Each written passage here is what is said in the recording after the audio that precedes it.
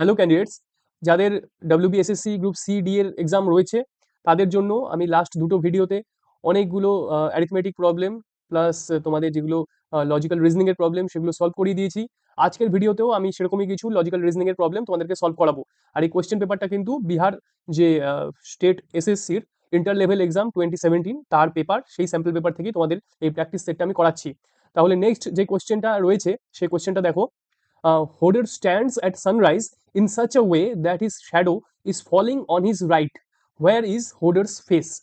মানে হোডার নামের একজন, সে সূর্যোদয়ের সময় এমন ভাবে দাঁড়িয়ে আছে বা এমন দিকে মুখ করে দাঁড়িয়ে আছে যে তার যে ছায়া সেটা তার ডান দিকে এসে পড়ছে।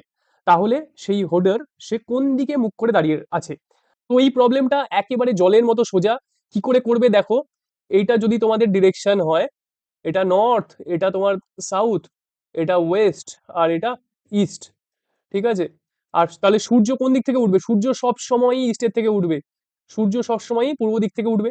তো সূর্য যদি পূর্ব দিকে উঠে, আর আমরা যদি ধরে নিই যে সেন্টার পয়েন্ট যেটা রয়েছে এখানে, হোডার ধরো দাঁড়িয়ে আছে, সেই মানুষটা সে ধরো সেন্টার পয়েন্টে দাঁড়িয়ে আছে।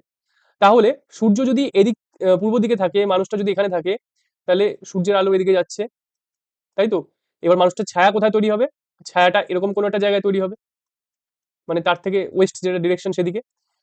তো প্রশ্নে বলছে যে কোন দিকে ফেস করে এই হোডার দাঁড়িয়ে আছে, যে তার রেসপেক্টে ছায়াটা ডান দিকে হচ্ছে। তো যদি এই মানুষটা নর্থে ফেস করে দাঁড়ায়, তাহলে কি সেটা ছায়াটা কি ডান দিকে হবে? কখনোই না, ছায়াটা হবে বাদিকে। যদি এই মানুষটা ইস্টে ফেস করে দাঁড়ায়, তাহলেও ছায়াটা ওর পেছনে তৈরি হচ্ছে। যদি মানুষটা ওয়েস্টে ফেস করে দাঁড়াতো, ওয়েস্টে যদি ফেস করে দাঁড়াতো, তাহলে ছায়াটা নিজের চোখের সামনে তৈরি হতো। তাহলে একমাত্র শুধু যদি সাউথে সেই মানুষটা ফেস করে দাঁড়ায়, তাহলে কিন্তু আমরা দেখতে পাচ্ছি যে তার ডান দিকে এই ছায়াটা তৈরি হচ্ছে। তাহলে রাইট অ্যান্সার হবে সাউথ। ঠিক আছে? একদম খুবই ইজি এই অঙ্কটা, একেবারেই ইজি প্রবলেমটা। চলো নেক্সট প্রবলেমটা দেখা যাক। নেক্সট যেটা প্রবলেম সেটা হলো, a boy walks 20 metre in north direction, turns right and walks 30 metre, turns right and walks 35 meter, turns left and walks 15 meter, turns left and walks 15 meter. Where is his last place from his starting place? মানে প্রথমে একজন যাত্রা শুরু করছে, একটা ছেলে, সে নর্থের দিকে যাচ্ছে 20 মিটার, ধরো এটা হলো 20 মিটার। ঠিক আছে? তারপর সে turns right and walks 30 metre, ডান দিকে ঘুরে গেল 30 মিটার, এটা হলো 30 মিটার। তারপর আবার turns right and walks 35 metre. ঠিক আছে? এটা হলো 35 metre. Turns left, turns left, এখান থেকে লেফট হবে, এখান থেকে লেফট কিন্তু এদিকে যাবে। তোমরা যদি এখানটা ভুল করে লেফটটাকে এদিকে করে দাও, লেফটটা যদি এদিকে করে দাও, সেটা কিন্তু কারেক্ট না, কারণ তখন সে সাউথে ফেস করে আছে, তাই তার লেফট হবে এই দিকটা। ঠিক আছে? এই পাশটা মুছে দিচ্ছি। আচ্ছা, turns left and walks 15 metre, তাহলে এটা হলো 15 মিটার। আবার turns left and walks 15 metre, মানে আবার এদিকে টার্ন নিয়ে 15 মিটার গেল। তাহলে প্রশ্ন করছে where is his last place from his starting place.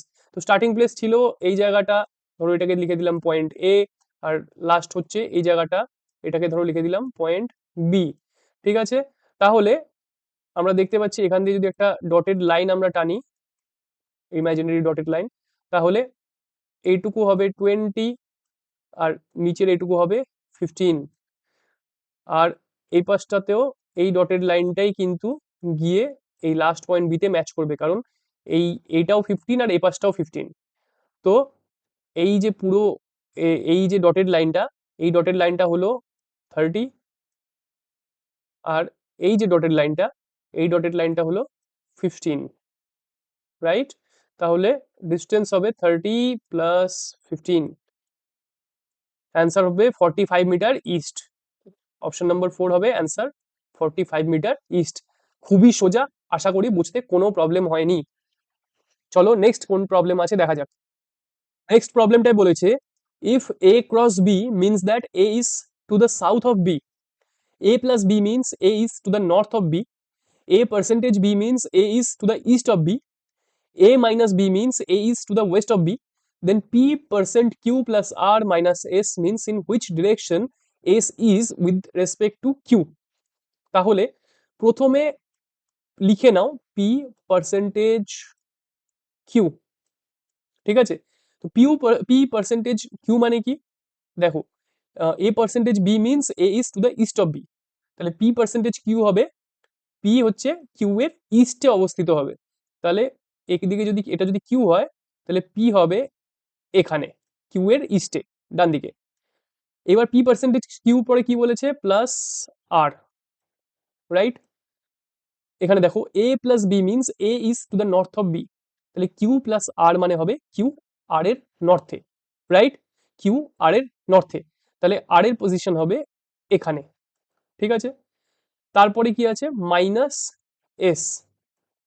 এবার দেখো A minus B means A is to the west of B, তাহলে আর মাইনাস এস মানে হবে আর এস এর ওয়েস্টে, কারণ এ মাইনাস বি মানে হচ্ছে এ বি এর ওয়েস্টে, তাহলে আর মাইনাস এস মানে হবে আর এস এর ওয়েস্টে, তাহলে এস কোথায় হবে, এস হবে এখানে, রাইট?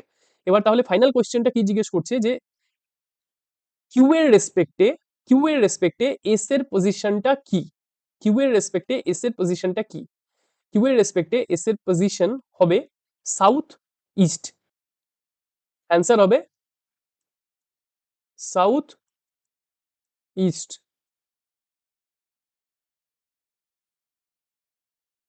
নেক্সট কোশ্চেনটা দেখো, Raja walks 90 metre towards east, turns right and walks 20 metre, turns right and walks 30 metre, turns north and walks 100 metre, how far is he from his starting point? তাহলে একটা একটা করে আঁকছি। ধরো প্রথমে রাজা এখানে ছিল, সেখান থেকে 90 মিটার ইস্টে গেল, তারপর turns right and walks 20 metre, মানে এদিকে ধরো 20 মিটার গেল, প্রথম এটা ছিল 90, তারপর এটা গেল 20, ঠিক আছে? তারপর টার্নস রাইট, এবার টার্নস রাইট মানে কোন দিকে হবে, এদিকটা হবে, এই পাশটা, যেহেতু সাউথের দিকে ফেস করে আছে তাই এবার রাইট হবে এটা, turns right and walks 30 metre, এটুকু হলো 30।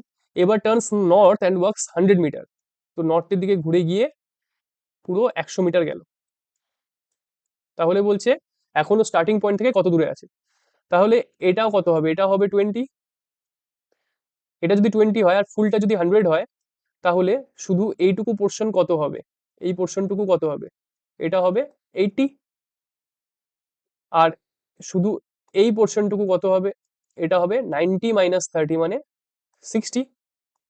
তাহলে এখানে যে একটা সমকোণ ত্রিভুজ তৈরি হচ্ছে, রাইট অ্যাঙ্গেল ট্রায়াঙ্গেল, তার এই যে ডিস্টেন্সটা, এটা কোয়েশ্চেনে চেয়েছে, এই ডিস্টেন্সটা কত? তাহলে আমরা তো পেয়ে গেছি বেস হচ্ছে 60, ঠিক আছে, ভূমিটা যেটা সেটা 60, লম্ব যেটা সেটা হলো 80, তাহলে অতিভুজ হাইপোটেনিউস সেটা কত হবে, এটা হবে √60 স্কোয়ার প্লাস 80 স্কোয়ার,